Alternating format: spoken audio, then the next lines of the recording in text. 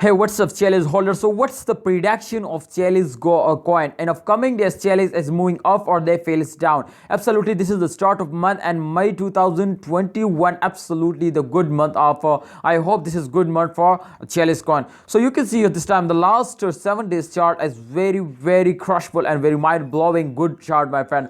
This time you can see they completely moving up, and the reason is that this is the start. This is the end of month and the end of a frail.